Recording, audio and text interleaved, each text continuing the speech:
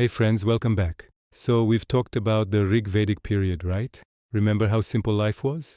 People were chilling by the Sapta Sindhu rivers, praying to Indra for rain, and their biggest asset was a cow.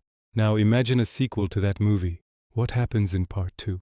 Usually there's more drama, more action, and things get complicated. Well, that's exactly what the Later Vedic Age is. Rig Vedic period. Part 2. The expansion. So what's the first thing that happens in a sequel? The location changes. Our Aryan ancestors got a bit bored of Punjab and the Sapta Sindhu region. They packed their bags and moved eastwards, settling in the Ganga Yamuna Doab. This area was like the new it place, the hot new real estate. They called it Aryavarta. And how did they clear the dense forests here? With their new superpower, iron. Yep, around 1000 BCE they discovered iron, which they called Krishna Ayas or Shama Ayas.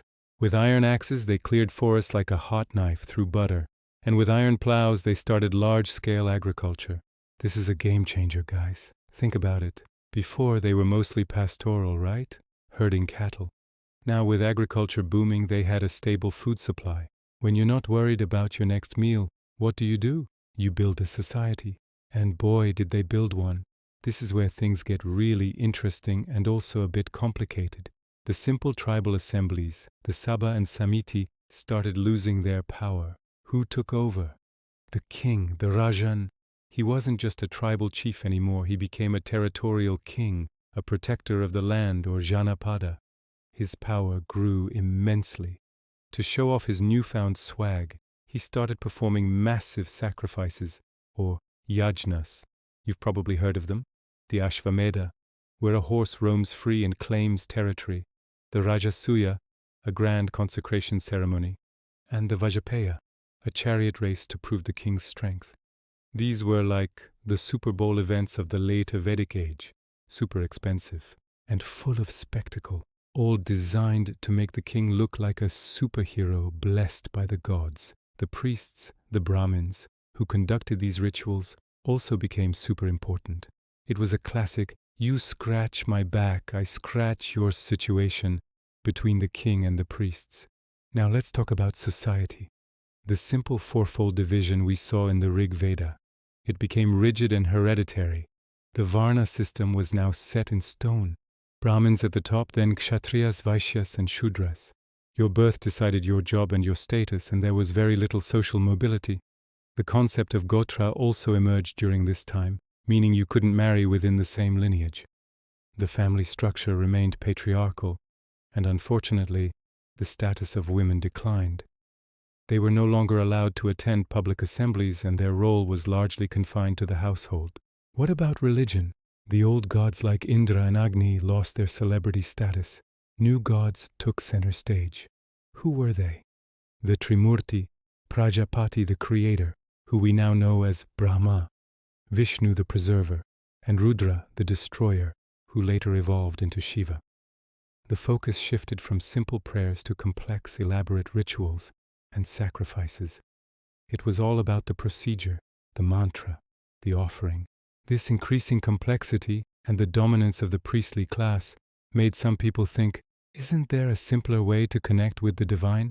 This dissatisfaction sowed the seeds for new religious movements like Buddhism and Jainism, which we'll talk about later. Economically, as we discussed, agriculture was the main occupation. Rice, or vrihi, and wheat, or godhuma, became staple crops. With surplus food, new occupations emerged: blacksmiths, potters, weavers, chariot makers. People started living in settled villages, and even proto-towns like Hastinapura and Kaushambi began to appear. Barter was still common, but coins like Nishka and Satamana were also used, hinting at the beginning of a monetary economy. The life of the common person, the Vaishya, revolved around agriculture, cattle rearing, and trade. So, to quickly recap the big changes, a geographical shift to the Gangetic Plains, the discovery and use of iron leading to an agricultural revolution, the rise of a powerful king and territorial kingdoms, a rigid hereditary varna system, and a shift in religion towards complex rituals and new gods. It was a period of massive transformation, setting the stage for the rise of the great Mahajanapadas and empires. Now, as promised, Let's test your knowledge with some previous year questions. Ready? First question from UPSC Prelims 2017. With reference to the difference between the culture of Rigvedic Aryans and Indus Valley people, which of the following statements are correct? 1.